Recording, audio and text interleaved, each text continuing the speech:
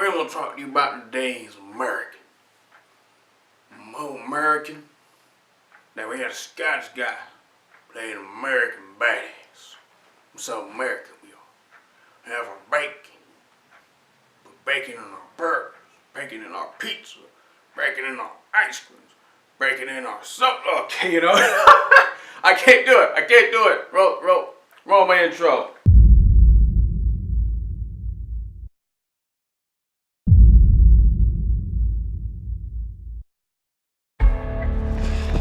Hell of a presidential race, sir. Every day the same damn joke. What the hell they make you out of? Bourbon and poor choices. With security at unprecedented levels, this isn't just a gathering of the world's most powerful leaders, it is the most protected event on Earth. Welcome to London, Mr. President. What's wrong? Nothing. Bugs the hell out of me. Get down! An attack. Yes, that's right. Today we're talking about the propaganda piece. Action film. London Has Fallen. Starring Gerard Butler, Aaron Eckhart, and other folks you will recognize later. The film picks up kind of where Olympus left off. Actually, no, it picks up years later where Olympus left off. Well, you have Gerard Butler's character, Mike, expecting a baby. That's right, he's expecting a baby. But his joy is kind of cut short because he has to go to London with the president, because apparently the Prime Minister of England has died. So they take a last minute trip to London, where, of course, things go awry. It's pandemonium, it's frantic. Mike has to somehow get President Benjamin, played here by Aaron Eckhart, out of London, or at least in a safe location, to prevent from him being executed live on television. Or getting killed. Whatever, it changes. There you go, the synopsis. Really simple basic plot, just like the first one. If you're wondering, yes, this is the sequel to 2014's Olympus Has Fallen.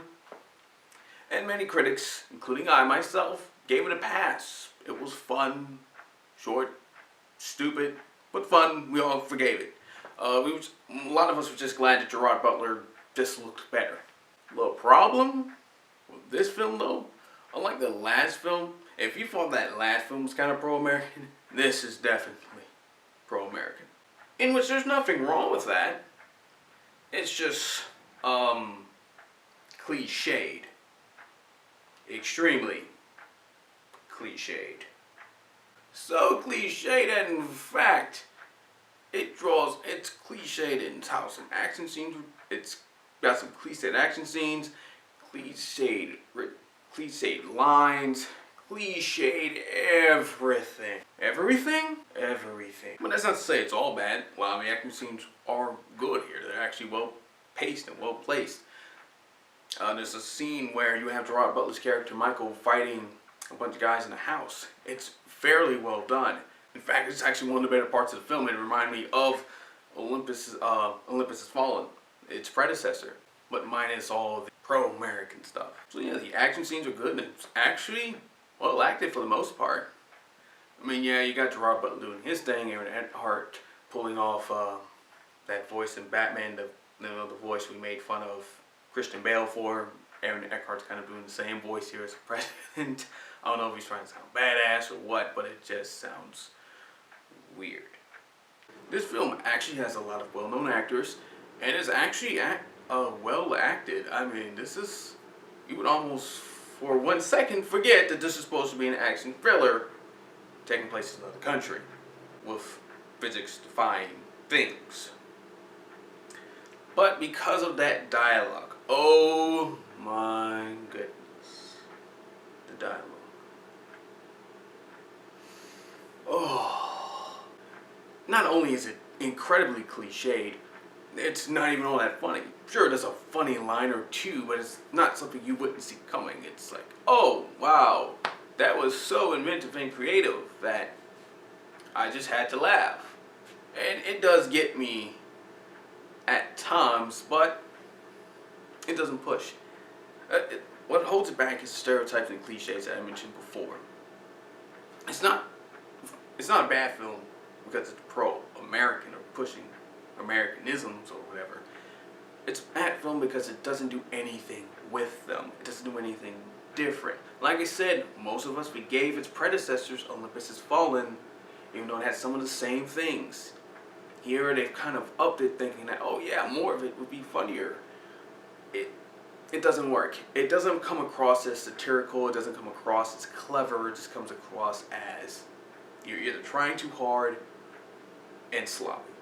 If you would like the first one, Olympus Has Fallen, you're going to like this one. Pretty much for the most part. I like it a little bit on some level of action / entertainment, but everything else surrounding it is bad. And it's a shame too, because this movie has some really good action scenes. They're actually directed well. You could definitely tell they still didn't really have too much of a budget, or if they did, they used it on certain things while not using it on the right things. There are a lot of plot holes that are obvious in the beginning. There's just a lot of things that doesn't make any sense that the bad guys do. The villains are not that memorable as before. It's a straightforward mess, but still a mess. So I give this movie a 4.5 out of 10. 4.5 out of 10. Not 5, 10. 4.5 out of 10. So I'm twisting my words now. Oh, this could have been a fun film. It really could have been a fun film. But the cliches, the dialogue, and just all the stuff we've seen before just drags it down. And makes it somewhat disappointing. Oh, before I forget, the website is up. Kind of, sort of. It's moviesmack.blogspot.com. I just changed the theme on it. So hopefully this new theme looks a little bit better and runs a little bit smoother. Probably be changing it again. We're trying to mess around and see what things. You can find the videos, anything written there. I do have my podcast up there as well. So if you want to go ahead and check that out, please click the link in the description bar below. And once again, I'll see you guys next time.